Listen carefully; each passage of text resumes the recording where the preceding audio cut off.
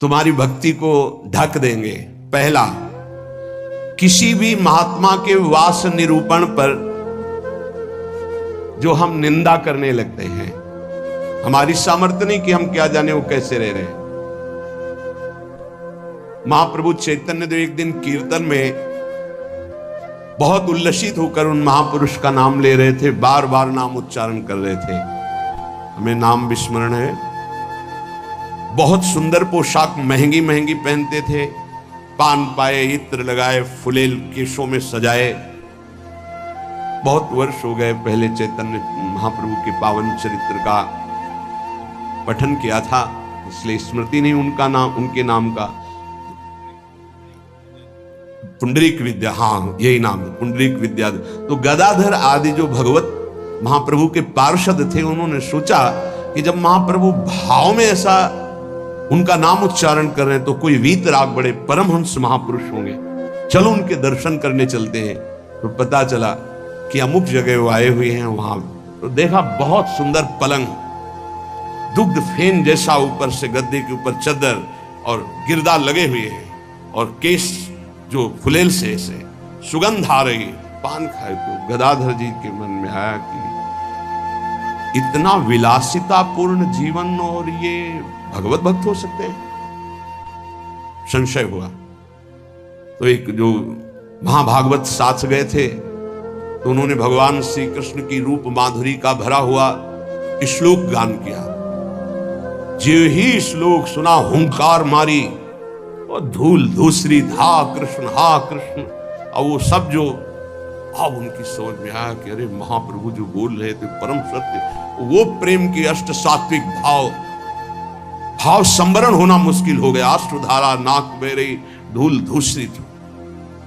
गदाधर जी ने चरण पकड़े और कहा मेरे से भारी अपराध बन गया। ऐसे महापुरुष के बाहरी स्वरूप को देखकर हमारे अंदर अश्रद्धा हुई थी, दोष दर्शन हुआ था, क्षमा चाहता। कैसे क्षमा हो? तो शिष्यत्व स्वीकार किया था, चरित्र में ऐसा पढ़ा था। किसी भी भक्त या महात्मा के वास निरूपण, वेश निरूपण की अगर वृत्ति आपने की तो अपराध बन जाएगा। अरे ये तो ऐसा, इनको तो ऐसा होना चाहिए, इनको तो ऐसी जगह रहना चाहिए, इनको तो ऐसा नहीं। कुछ महापुरुषों की स्थिति होती है, कुछ तो उस स्थिति का दंभ करते, कुछ स्थिति होती है। हम क्या जाने कौन स्थिति में कौन दंभ कर रहा है। जिनके वचन श्रवण से, दर्शन से, संभाषण से हमारे हृदय में भागवतिक परमाणु उदय होते हैं, उन महापुरुषों के चरणों की वंदना उनकी वाह स्थिति पे नहीं देखते। हो सकता है सोने चांदी के सिंहासन पर बैठे हो, छत्र हो, चमर डुल रहा हो, वो स्थिति ब्रह्माकार है, स्थिति भगवदाकार है, कैसे पता चलेगा? परशुराम जो आचार्य जी थे, उनके आश्रम के बाहर लिखा था, माया सगी न तन सगा, सगा न ये संसार, परशुराम ये कह रहे सगा सुसिरजन हार। तो एक लंगोटी लगाए, लौकी की कमंडल लिए और भारी वैराग्य वृत्ति के अंदर गए और कहा ये श्लोक किसका लिखा हुआ है? दोहा। तो उनका गुरुदेव का कहाँ है? तो गए, देखे गिरदा लगा हुआ, छत्र लगे हुए परशुराम देवाचार्य जी महाराज। तो उनका महाराज आपका श्लोक लिखा हुआ है? बोले हाँ। तो बोले केवल लिखा हुआ है या है आप में? क्योंकि उनको गर्व था कि मैं लंगोटी लगाए लौकी का, और ये तो वैभव संपन्न महात्मा है। तो बोले लिखा है माया सगी न तन सगा, सगा न ये संसार। आपने कहा सगा जो सृजनहार, हम तो सब माया ही देख रहे हैं। उनका आपका इशारा क्या है? बोले जब सृजनहार सगा है तो फिर माया क्या? बोले चलो आपने समझा दिया, बड़ी कृपा, चल दिए। बोले कहाँ चल दिए? बोले जहां ले चलो आप। स्थिति प्रज्ञ महापुरुष थे। चल, जब 10-12 किलोमीटर चले तो बोले भिक्षा का हमारे समय हो रहा। तो बोले परशुराम देवाचार्य ने आज तक कभी हाथ नहीं फैलाया, आकाश वृत्ति पे हम रहते हैं, प्रियालाल जैसी व्यवस्था करते हैं उसके अनुसार रहते हैं। बोले हम तो भिक्षावृत्ति से रहते। बोले जाओ मांगने। बोले आपके लिए भी ले आवे, कभी किसी का सहयोग नहीं चाहा, केवल सीधे प्रियालाल से। आप अपने लिए लाइए और पाइए, और जहां आपकी इच्छा वहां ले चलिए। वो गए भिक्षा लेने, वो जंगल के एक जगह बैठे हुए थे, तो वहां से राजा की सवारी निकली। देखा परशुराम देवाचार्य उतरे, साष्टांग दंडवत। महाराज यहां कैसे? प्रभु की इच्छा। बड़े सौभाग्य की हम तो भगवान की असीम कृपा मानते हैं कि आपके दर्शन। हमारी इच्छा है कि हम कुछ राजभोग तैयार करवाते हैं, जैसी हरि की इच्छा। देर न लगी, वहां रसोईया लग गए, कढ़ाइयां। महाराज अगर यहां विश्राम करें, बस इशारा हो जाए तो जैसी हरि इच्छा। खुदाई शुरू, आश्रम निर्माण की नींव के लिए खुदाई शुरू, कढ़ाई चढ़ गई, बनना शुरू हो गया। वो संत आए 1 घंटे बाद, वहां देखा, बोले यहाँ क्या हो रहा है? बोले यहाँ आश्रम बनेगा या रसोई बन रही है। उनका महाराज ये क्या लीला है? तो बोले तुम जिस वैराग्य के अहम वृत्ति को धारण किए हो, उस अहम वृत्ति का त्याग करो। वैराग्य का तात्पर्य होता है राग रहित, स्पृहा रहित होना। वो चाहे असंख्यों के वैभव में बैठा है, लेकिन राग और स्पृहा रहित है। अगर एक लंगोटी का भी राग है, लौकी के कमंडल का भी राग है, शरीर का भी राग है, वो रागी है, वो वीतरागी नहीं है। वीतराग की स्थिति को समझना बड़ा कठिन। दत्तात्रेय जी महाराज से यही पूछा कि आप कोई कर्म नहीं करते, कर्म ना करने वाले को विषय नहीं मिलता, और विषय सेवन ना करने से ऐसा स्वास्थ्य कैसे हो सकता है आपका? तो उनका मैं अखंड प्रसन्न रहता हूं, इसलिए ये भोगों से स्वस्थ नहीं हूं, मैं अखंड प्रसन्नता को प्राप्त। कभी राजमहलों के राजसैयाओं पे शयन करता हूं, तो कभी राख की ढेर पर शयन करता हूं, कभी बड़े बड़े राजाओं से सम्मानित होता हूं, तो कभी फुटपाथ में लेटकर अपमान को भी प्राप्त करता हूं। मुझे न सम्मान न अपमान किसी का प्रभाव नहीं। इसलिए किसकी क्या स्थिति कैसे जाना जा सकता है? तो हम किसी का वास निरूपण आदि, वेश निरूपण आदि करके किसी की निंदा करेंगे तो पता नहीं कितना महाभागवत है, हमसे अपराध बन जाए। दूसरा ज्ञान निरूपण। कुछ संत भगवान ऐसे होते हैं जो कुछ नहीं बोलते। अरे इनको कोई ज्ञान तो है नहीं, कुछ बोलना तो आता, क्या बोलना ही कोई साधुता है क्या? पता नहीं उसकी कितनी ऊंची स्थिति है, कैसे कोई जानेगा? इसलिए किसी संत के रूप में विराजमान जो भगवान हैं, उनके ज्ञान निरूपण करके निंदा न कर। इनको कुछ नहीं आता। आजकल यही है, केवल बुद्धि की धरा से देखा जाता है। अरे वो तो बोल नहीं पाते हैं। वो तो महापुरुषों की स्थिति को जानना कोई महापुरुष ही जान सकता है, दूसरा नहीं जान सकता। इसलिए ये अपराध न करे कभी कि किसी के संत के ना बोलने से ये समझ जाए कि अरे इनको कोई ज्ञान नहीं है। भला ये क्या जाने शास्त्र की बातें, पढ़े लिखे तो लगते नहीं हैं। पढ़ा लिखा होना भी बहुत सौभाग्य का विषय है और कहीं कहीं दुर्भाग्य का विषय है। एक आए थे, इतने कागज में उनकी डिग्रियां केवल उनके शिष्यों ने भेजी थी कि हमारे गुरुजी दर्शन करने आ रहे हैं। तिरुपति बालाजी से विद्वता की मूर्ति, साष्टांग दंडवत और क्या क्या भगवत प्रसादी। वो ऐसे लग रहे थे कि एक शब्द नहीं आता। मतलब बड़े बड़े शंकराचार्यों को पढ़ाया था उन्होंने, उनकी वो शिष्यों ने जो दिया था उसमें दिखाई दे रहा। बड़े बड़े शंकराचार्यों को उन्होंने विद्या पढ़ाई थी। विद्या विनयम ददाति, वो देखने को मिला कि विद्वान में कैसी दैन्यता होती। कबीरदास जी के पास एक विद्वान दिग्विजयी भेजा गया शास्त्रार्थ की, तो उनका भैया हमको कोई शास्त्रार्थ नहीं करना। तो बोले काशी के विद्वानों ने कहा यदि आप हार लिख दिए पूरी काशी हार गई। बोले ऐसी बात? तो पढ़ के समझे हो कि समझ के पढ़े हो?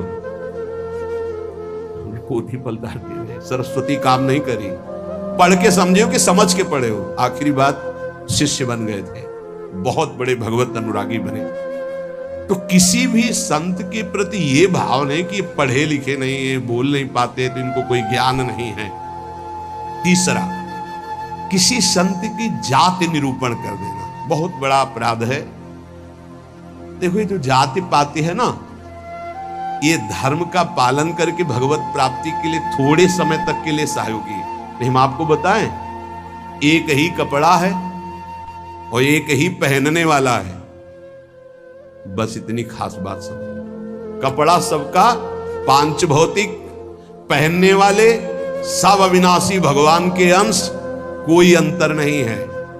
बस अंतर बनाया गया है इस अंतर को मिटाने के लिए कि हम साधन पद्धति से अपने अपने धर्म का पालन करते हुए परम धर्म भगवान को प्राप्त, लेकिन जो परम धर्म में स्थित है भागवत धर्म में, उनकी जाति निरूपण नहीं करना चाहिए कि ये तो सुना है कि अमुक जाति के संत हैं, बड़ा अपराध होता है, बड़ा अपराध, ऐसा कभी नहीं करना चाहिए।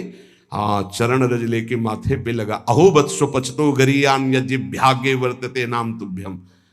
देखो, राजसूय यज्ञ में पूर्णता स्वपच वाल्मीकि की पूजा करवा कर श्री भगवान ने इसीलिए करवाई, इसीलिए करवाई।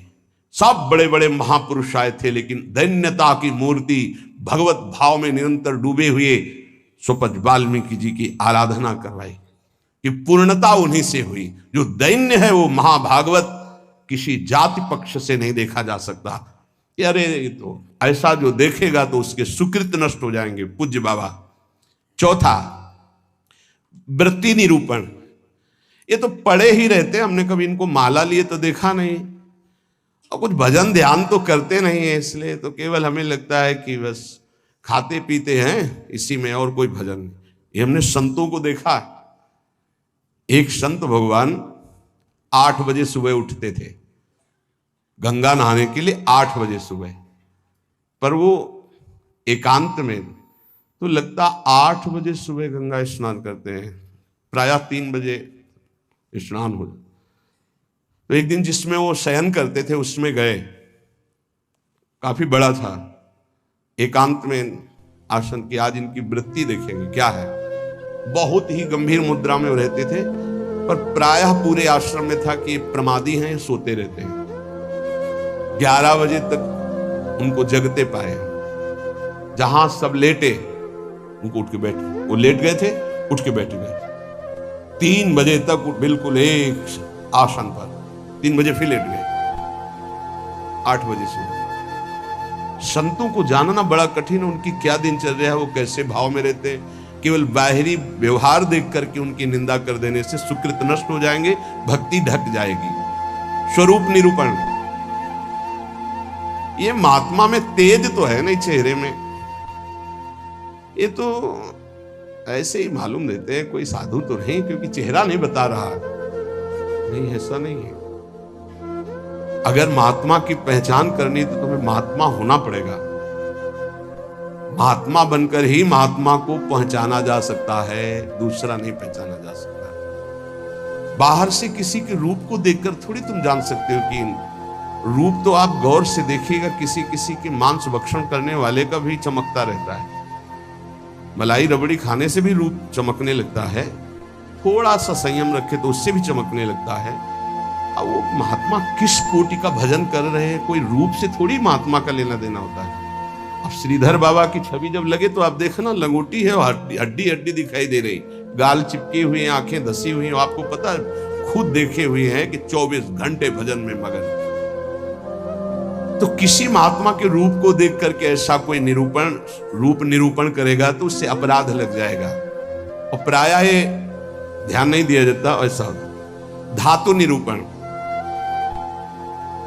भगवत विग्रह पाषाण का है कि ये धातु का है, सामने पूछे ये पत्थर के भगवान है कि इसमें अष्ट धातु के। घोर अपराध बुद्धि। भगवत विग्रह सामने नहीं, भगवत विग्रह साक्षात अर्चावतार भगवान है, भाव उसमें। ये नहीं कि सामने जाके पूरे संगमरमर के बने हुए, कौन सी धातु के बनी हुई भगवान है, ये अपराध। धातु निरूपण भगवत विग्रह या भगवत भक्त के पास, जैसे है वैराग्य में धातु स्पर्श निषेध किया गया है, या तो सन्यास में नारियल का पात्र और वैष्णव जनों में रज का पात्र। धातु के पात्र के प्रयोग का निषेध है वैराग्य में। लेकिन जो महापुरुष हैं, मान लो उनको सोने की थाली में पा रहे हैं, उनकी क्या स्थिति है। अब हम देख करके अपने वैराग्य का वहां भाव थोपे, वो स्थिति उनकी क्या है, वैराग्य का भाव थोपे तो फिर अपराध बन जाएगा। किस स्थिति में कौन महापुरुष है जानना मुश्किल है। सबको भाव से नमस्कार करके हम अपने भाव को सुरक्षित रखते हैं। तो वास निरूपण ज्ञान निरूपण, जाति निरूपण, वृत्ति निरूपण, स्वरूप निरूपण, धात निरूपण। वृत्ति निरूपण में ये भिक्षावृत्ति तो करते नहीं, केवल भंडारा खाते हैं। आपको क्या पता किसकी क्या स्थिति है, वो कैसे, संतों की लीला भगवान जानते हैं या तो वो संत जना दे तो जाने। अपने लोग इसकी परवाह करते हैं क्या? कहीं कौन से अपराध ऐसे बन जाते हैं जो हृदय को कठोर कर देते, इसलिए शांत। ब्रज में मुझे एक महात्मा मिले थे, उन्होंने मुझे कुछ उपदेश दिए, मैंने उड़िया भाषा में अपनी डायरी में लिखे थे।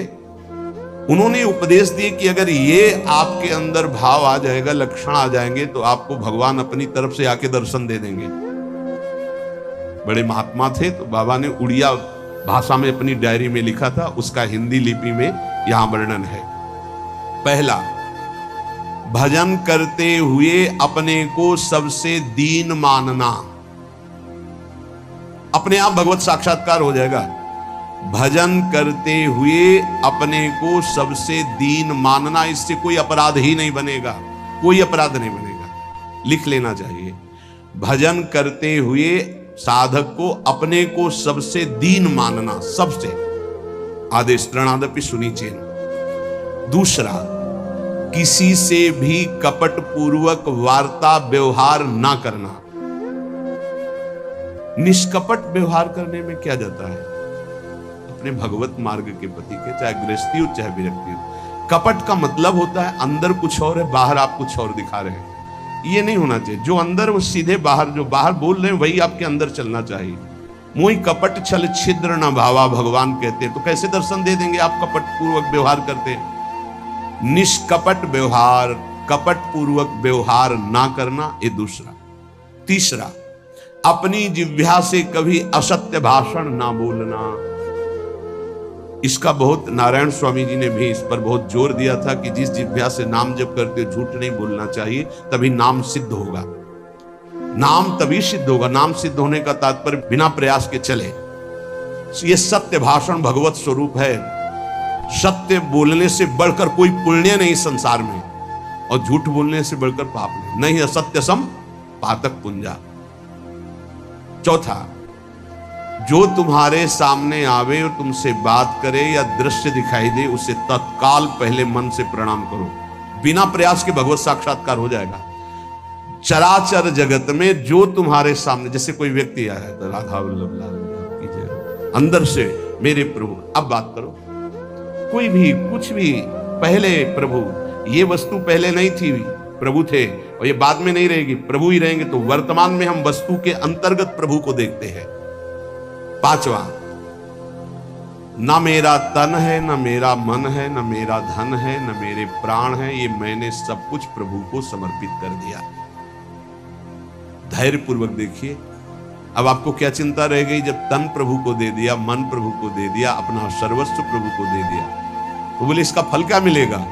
ये यथा माम प्रपद्यन्ते तास तथैव भजाम्यहम्। प्रभु अपना सर्वस्व आपको दे देंगे, अनुभव में आ जाएगा। प्रभु अपने आप को दे देंगे। अति उदार करुणा वरुणालय प्रभु। अगर आप थोड़ा सा भी अपनापन करेंगे तो उनका थोड़ा सा अपनापन बहुत बड़ा होता है।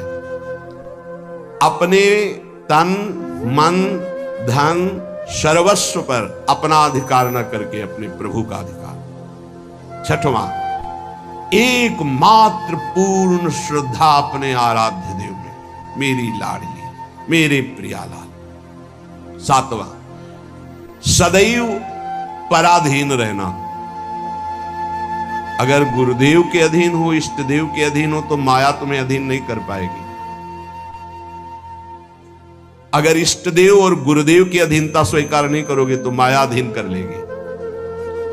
हमेशा अपने को पराधीन देखना कि मैं स्वतंत्र नहीं हूं, ये तन मन प्राण इष्ट देव गुरुदेव को समर्पित है, मैं वही करूंगा जो आज्ञा कर रहे हैं, उनके विपरीत नहीं कर सकता। अब आप देखो, विपरीत करते हो कि आपको याद आता है कि मेरा शरीर गुरुदेव की धरोहर है, मैं इसके द्वारा कोई अनाचार दुराचार कोई गलत चेष्टा, मेरा मन गुरुदेव की धरोहर है, इष्ट देव की धरोहर, इससे हम गलत चिंतन नहीं कर सकते।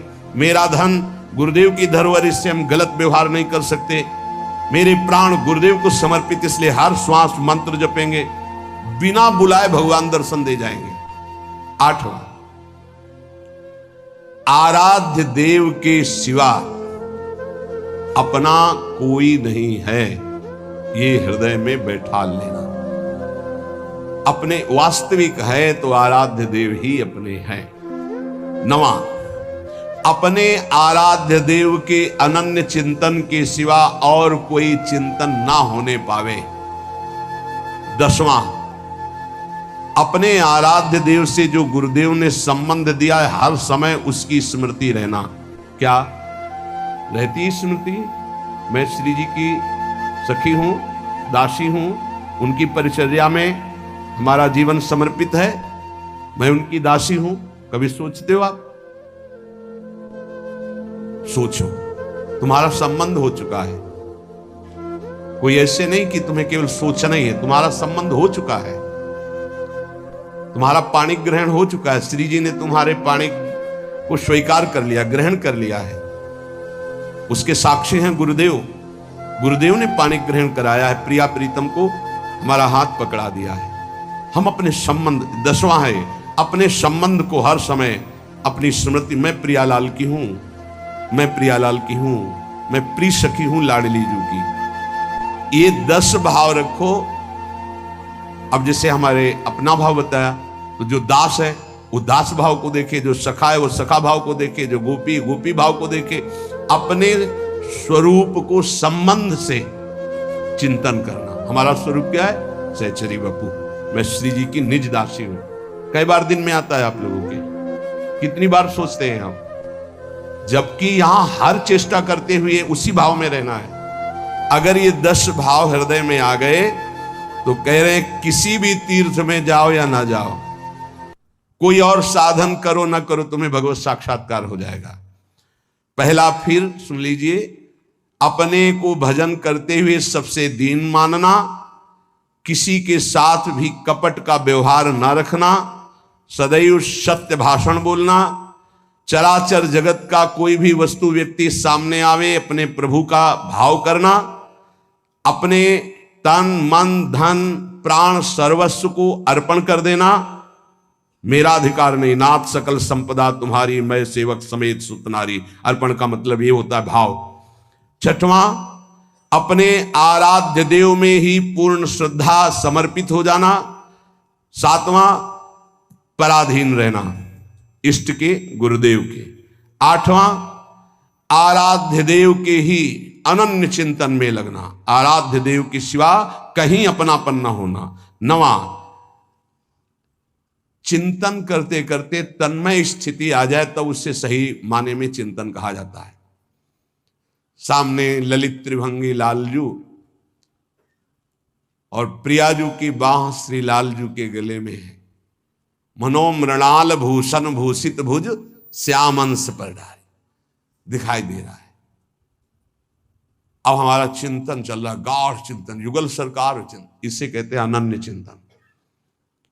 अभी आंख खोले हुए भी वही है, मूंदे हुए भी वही है, सेवा करते हुए भी वही है, एकांत में बैठते हुए कहां हो, जरा देखो स्थिति कहां है। यदि आप किसी भी तीर्थ का अवगाहन करते हुए 10 बातें आप में नहीं हैं तो उसका फल आप ग्रहण नहीं कर पाएंगे, क्योंकि अपराध कोई ना कोई बन जाएगा। हम आपसे सत्य कहते हैं कि कल्याण आपके चिंतन से होगा, इन बातों को स्वीकार करने से होगा, भागने से नहीं होगा कि हम यहां चले जाएं, हम वहां चले जाएं तो कल्याण हो जाएगा। अगर आपका आंतरिक चिंतन इन बातों में है तो आपके अंदर वो सामर्थ्य जागृत हो जाएगी कि आप प्रभु को देख सकते हैं। इसलिए जो सत्संग है उसे बार बार सुना जाए, उसका मनन किया जाए और अपने हृदय में धारण किया जाए, तो हमारा इसी जन्म में अंतिम जन्म माना जाएगा और भगवत साक्षात्कार हो जाएगा। जहां तक गुरु कृपा से प्रयास है, कथन श्रवण करके यही प्रयास है कि संसार की असत वृत्तियां छूटें और भगवत प्राप्ति हो जाए। हमें भी, आप सबको भी। जिनको ये नहीं चाहिए तो भूल मत करना, यहां कुछ लाभ नहीं मिल पाएगा, यहां नहीं मिल पाएगा। यहां लाभ अगर मिल पाना है तो एकमात्र अध्यात्म का लाभ मिल सकता है। यहां कोई आशीर्वाद, ये भीड़ लगाना कि हम कोई जादूगर हैं, कुछ चमत्कार कर देंगे तो बिल्कुल कुछ नहीं होने वाला। हम तुम्हें हाथ उठा कहते हैं, हो जाए, तुक्का लग जाए तो तुम्हारे पुण्य, पक्की बात समझ लो। तुक्का लग जाए कि आप कामना करके आए, कामना की पूर्ति हो गई तो आपके पुण्य, हमारा कोई उसमें लेस मात्र भी सहयोग नहीं है। पुण्य आए वृंदावन धाम संत दर्शन के, आपकी भावना, आपकी कामना पूर्ण हो जाए, वो आपका भाव। हमारा लक्ष्य है भगवत प्राप्ति। अगर आपके हृदय में भगवत प्राप्ति की लालसा है और आप आगे बढ़ रहे हो तो हम हृदय से आपका स्वागत करते हैं और हमारी प्रियालाल की कृपा वृत्ति आपको उठाती चली जाए और आप इस संसार, राग, आसक्ति, ममता, चिंता, शोक, मृत्यु, भय, इससे ऊपर उठे। बस हमारी आशा यही है। जो प्रयास है सत्संग का या एकांतिक का, उसका फल केवल यही, भगवत संबंध दृढ़ हो जाए, भगवत प्राप्ति हो जाए।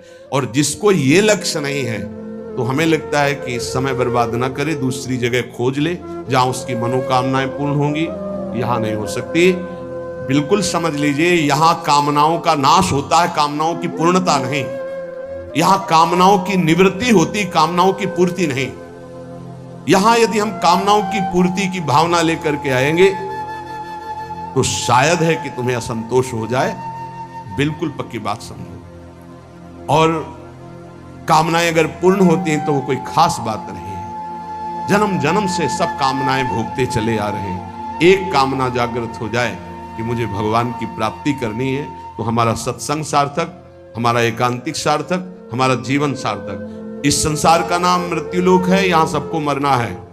सीधी बात सुनो, मरना है, आज नहीं तो कल, कल नहीं तो परसों, चाहे बीते बरसों, अंतिम परिणाम शरीर छूटना है। जब शरीर छूटना है तो सब कुछ छूटना है।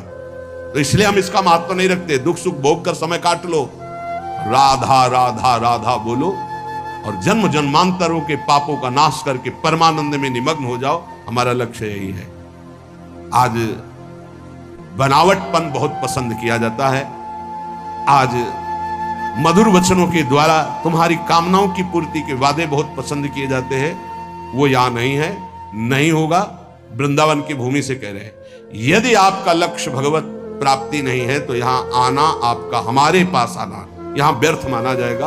आप अन्यत्र देख लीजिए। भगवान नाम जप, आचरणों की पवित्रता, भगवत प्राप्ति, तो जी जान से आपके मित्र हैं, सहयोगी हैं, आपके चरणों की वंदना करेंगे और आपका आदर से हम संभाषण भी और आदर से आपको परमार्थ में बढ़ाने की वृत्ति भी।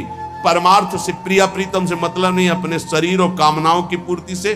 तो प्रणाम, दूसरी जगह देख लो, यहां भीड़ लगाने की जरूरत नहीं है। हृदय से कह रहा हूं, हृदय से कह रहा हूं। यहां ऐसा कोई प्राविधान नहीं कि आपकी कामनाओं की पूर्ति हो जाए। यहां एक ही प्राविधान है, मन वचन कर्म से प्रभु का होके और सच्चिदानंद सुख में निमग्न होना। इसी बात का प्रश्न और इसी बात का उत्तर, अन्यथा कोई प्रश्न नहीं होगा। अगर वो प्रश्न प्रभु से संबंध नहीं रखता तो ना प्रश्न करता वहां बैठ पाएगा और ना प्रश्न होगा। केवल प्रश्न प्रभु की प्राप्ति होगा। हमारे जीवन का लक्ष्य तुम्हारे प्रपंचों का उत्तर देना नहीं। हमारे जीवन का लक्ष्य तुमसे प्रपंच वार्ता करना नहीं कि मैं बहुत विद्वान हूं। बिल्कुल पढ़े लिखे नहीं हूं। कक्षा 9 पढ़ाया गया, प्रभु ने पढ़ाया, उसी के जो शब्दावली है, जीवन के अनुभव की है, जीवन के चलने की है, वो भगवत मार्ग की है।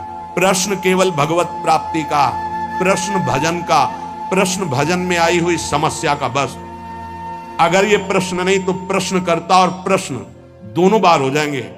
हमें ऐसे प्रश्नों से नहीं मतलब, हमें ऐसे प्रश्नकर्ता से मतलब नहीं जिसको भगवत प्राप्ति नहीं करनी है। यह हमारा मार्ग ऐसा नहीं, खिलवाड़ का मार्ग नहीं, केवल भगवत प्राप्ति का मार्ग है। और शुरू भी इसी बात से किया था।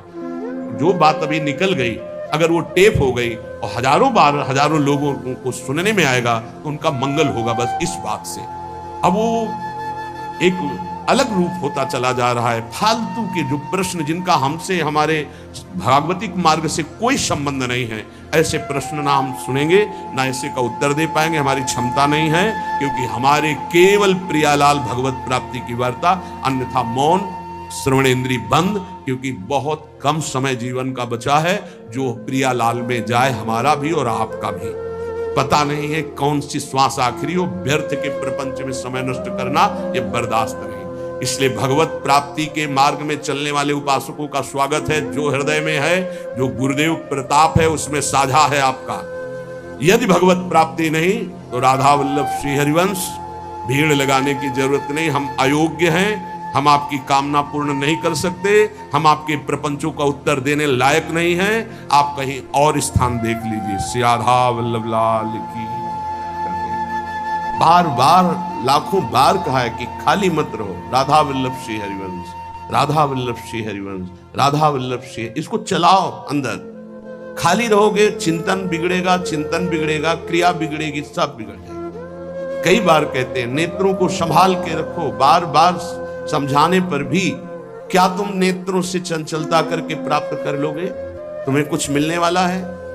मन मलिन करोगे, बुद्धि मलिन करोगे, इंद्रियां मलिन करोगे।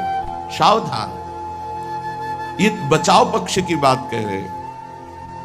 ये गुरुजन जो अनुभव की बात कहते हैं उसको मान लीजिए। आप समझते हैं कि हम छुप करके किसी को देख रहे हैं, वो आप किसी को नहीं देख रहे, आप अपने को मलिन कर रहे हैं। आप एकांत में मोबाइल आदि से कुछ देख रहे हैं, या आप अपने को मलिन कर रहे हैं। किसी से डरने की जरूरत नहीं है। डरो अपनी वृत्ति बिगड़ने से तो आप ठीक हो जाओगे। बाहर किसी से डरोगे तो एक दरवाजा बंद है, कोई नहीं है, नहीं देख रहा, यहां कोई सीसी कैमरा भी नहीं, कोई नहीं देख रहा। लेकिन जिनकी आराधना कर रहे हो वो तो देख रहे हैं। तुम्हारी वृत्ति तो गंदी हो रही, तुमको डरना अपनी वृत्ति सुधारने के लिए। किसी का डर नहीं, कोई डर नहीं। अगर आप स्वयं से नहीं डरोगे तो फिर किसी का डर काम भी नहीं करेगा। स्वयं से डरो, स्वयं साक्षी बनो। हमारी वृत्ति बिगड़ रही है, हम अपनी वृत्ति को नहीं बिगाड़ेंगे। अलमलमिहि यूषित गर्दभि संगरंगे रलमलमिहि वित्तापत्ति विद्या यशोभि। श्रीपाद कह रहे हैं यदि आप नाम जप नहीं करते, भगवान से विमुख हो, तो जितनी भी संपत्ति हो सब विपत्ति बन जाएगी। बहुत खास बात है सत्संग की। यदि आप भजन नहीं करते, भगवद आश्रित नहीं, तो जितनी संपत्ति वो विपत्ति बन जाएगी। कैसे बन जाएगी? आपके आचरण ऐसे होंगे, आपका चिंतन ऐसा होगा, उनका जो फल आएगा वो आपके हृदय को अशांत कर देगा, वो भारी दुख प्रदान करेगा। भजन कर रहे हो तो विपत्ति भी संपत्ति बन जाएगी। वो परम नाम रूपी धन भगवद आश्रय विपत्ति प्रदान करती है। ध्यान रखना, जिसका कोई आश्रय भरोसा नहीं रह जाता, सीधे भगवान की शरणागति होती है। विपत्ति में कोई साथ नहीं देता। बलिहारी उस विपत्ति की जो सीधे शरणागति प्रभु की कराती है। और जब नाम जप होता है विपत्ति में, तो सबसे संपत्तिवान वही जिसके पास नाम रूपी संपत्ति है। कह रहे वो संपत्ति विपत्ति है जो भगवत विस्मरण करा दे, वो विपत्ति संपत्ति है जो भगवत स्मरण करा दे। बलिहारी उस दुख की जो भगवान की याद में तन्मय कर दे। ये बात संसारी वृत्ति रखने वालों के समझ में नहीं आएगी। विद्या यशोभी, मुझे विद्या नहीं चाहिए, बहुत ही बाधक है भगवत प्राप्ति में। कोई कहेगा विद्या भगवत प्राप्ति में बाधक कैसे हो सकती, क्योंकि वो विद्वान है तो शास्त्रों का ज्ञान है। हाँ, यही बात है। बस विद्या का अभिमान आ गया, शास्त्रों के ज्ञान का अभिमान आ गया, अब तत्व बोध तक नहीं पहुंच पाएगा। भगवत प्राप्ति में भारी बाधा श्री भगवत ऋषि जी महाराज के। विद्या, पहले विद्या शब्द का उच्चारण किया। विद्या रूप महत्व कुल धन जोबन अभिमान, शट कंटक देखे जहां रहे न भक्त निदान। तभी भाई जी महाराज श्री हनुमान प्रसाद पोद्दार जी कहते हैं कि हमें बुद्धिहीन बना दो हे भगवान। भगवान इस बुद्धि को बंद कर दो, बड़ी चंचल, बड़ी तार्किक, बड़ी अपने को प्रवीण समझने वाली। नाथ इसे केवल अपने चरणों में बैठाल दो, पंगु कर दो। यशोभी ही, मुझे यश नहीं चाहिए। अब जब यश प्राप्त होने लगता है तो भगवत चिंतन, भगवत प्रसन्नता की जो वृत्ति थी वो लोक चिंतन और लोक प्रसन्नता में बदल जाती है। ये समाज कैसे कितना जुड़े, कितना बढ़े, ये समाज कैसे प्रसन्न रहे। प्रसन्न रहने का मतलब भगवत भाव से नहीं, हमारे अनुकूल बनी रहे। यशोभी, मेरा यश गान होता रहे। बहुत बड़ा ये दोष उत्पन्न हो जाता है भगवत मार्ग के पथिक के जीवन में, जब यश की प्राप्ति होती है। अगर गुरु कृपा ना हुई तो यश ये आखिरी खाई गिरा देता है उसको। प्रतिष्ठा कैसी, बोले सुकरी विष्ठा की तरह देखे, गौरव घोर रौरवम, संतों की भाषा है।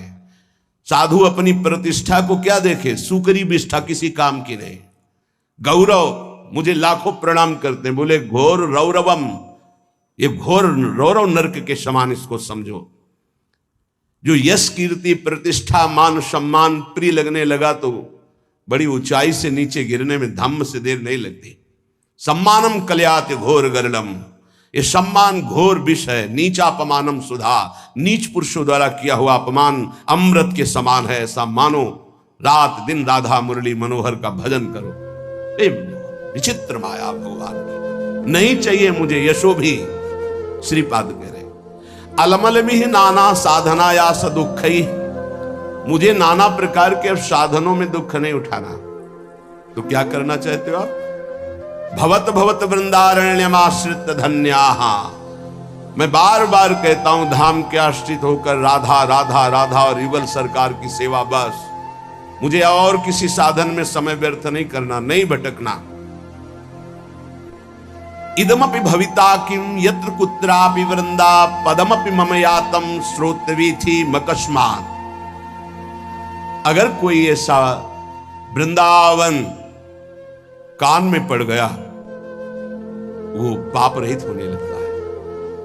ये महापुरुषों का अनुभव, प्रियाजू का प्रिय धाम, ये चिदानंद है वृंदावन।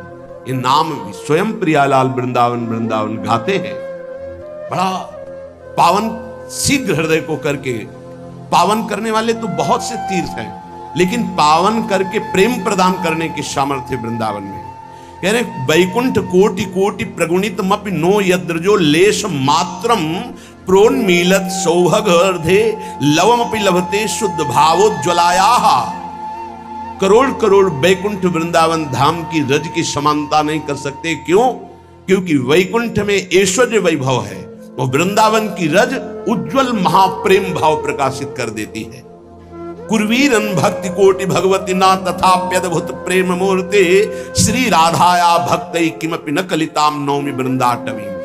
मानते हैं कि कई प्रकार की भक्ति होती है जिससे भगवान प्रसन्न होते हैं, लेकिन जहां श्री किशोरी जी के सामने हाथ जोड़कर लाल जो विनय करते हैं, उन किशोरी जी के चरणों का प्रेम किस भक्ति से प्राप्त होता है? तो बोले श्री वृंदावन रज की आराधना और रसिक संग से। तो बोले इसीलिए इदमपि भविता किम यत्र कुत्रापि वृंदा पदमपि मम यातम श्रोतवीथि मकस्मात्। मधुर मधुर राधा राधा राधा माधवानंग खेला वन मुपनय दंतर दास्यति प्रेम मूर्छाम। ये अद्भुत बात, अद्भुत बात। इसलिए बार बार अद्भुत कह रहे हैं कि गुरु कृपा से शास्त्रों का स्वाध्याय हुआ है और उनके बताए हुए साधनों पर चले हैं। एक दो साधन नहीं, बहुत से साधन हुए हैं, क्योंकि क्रम बाई क्रम मार्ग रहा है। नैष्ठिक ब्रह्मचर्य, गायत्री अनुष्ठान, महावाक्य अनुष्ठान, संन्यास धर्म, क्रम बाई क्रम 20 वर्ष। फिर ये राधा राधा, ऐसे पूरी अंधविश्वास या अंधश्रद्धा से नहीं बोल रहे। जो ज्ञान मार्ग का साधक होता है, बड़ा तार्किक बुद्धि होती है, वो ऐसे परास्त नहीं होता है। जब तक रसास्वादन नहीं होता तब तक वो स्वीकृति नहीं होती उस हृदय में जो ज्ञान प्रधान साधन रहा है। इदमपि भविता किम यत्र कुत्रापि वृंदा। ओहो, ये शब्द मेरे कान में पड़ा, वृंदावन वृंदावन वृंदावन। ये हृदय को महाप्रेम में बना देता है। क्यों? क्योंकि यहां मधुर मधुर राधा राधा राधा, यहां के पशु पक्षियों की आवाज भी राधा नाम युक्त होती है, हमारी श्रवणेंद्री पकड़ नहीं पाती। हरिवंश महाप्रभु हित सजनी स्वरूपा कह रहे हैं, राधा यशो मुखरमत्त खगावली के। यहां के जितने भ्रमर, कोकिला, कपोत आदि पक्षी हैं, ये जब गुंजार करते हैं तो अपनी भाषा में बोलते हैं राधा राधा राधा, प्रियाजू का यश। यहां की वायु राधा राधा लेकर के, यहां के पत्ते की खुड़कन में भी राधा शब्द कटाक्ष होता है। वृंदावन के वृक्ष को मरम न जाने को, यहां डाल डाल और पात पात पर श्री राधे राधे। मधुर मधुर राधा राधा राधा, इस जो राधा नाम जपने के लिए जिनको हृदय में भाव आया, मानो श्री कृष्ण बरस पड़े, भगवान बरस पड़े उसके ऊपर। जिसकी जिह्वा से राधा राधा और वृंदावन पर श्रद्धा, तो बोले युगल सरकार की प्रेममयी जो लीला है, जिस लीला का एक भी क्षण हृदय में प्रकाशित हो जाए तो बोले प्रेम मूर्छाम, वो प्रेम विकल हो जाए, मूर्छित हो जाए, ऐसे युगल सरकार की दासता प्राप्त होती। श्री धाम वृंदावन का आश्रय, रज का सेवन, रसिकों का संग, ये दुर्लभ उपासना है जो वृंदावन रस की है। इसीलिए स्वसुख वांछा जहां तक है, मोक्ष तक, वहां तक का त्याग होता है यहाँ के उपासक में। पर इतनी सरलता से त्याग हो जाता है कि जैसे एक छोटे से बच्चे से पूछो, वो कुछ नहीं जानता, बस इतना बोलने के लिए उसके हृदय में हिम्मत है, हमारे माई श्यामाजू को राज, बस श्यामाजू संभाल लेंगे। एक छोटा बच्चा है, एक दिन गायक बोल रहे थे, नंद के लाला की जय, तुम्हें बोलना पड़ेगा तो क्या बोलोगे? बोले श्री जी की जय। बहुत, ये बात कहां से आई? इस रज के प्रभाव से, रसिक संग से। श्री जी की जय तो लालजू भी बोलते हैं, निकुंज में महारानी जी की जय तो लाल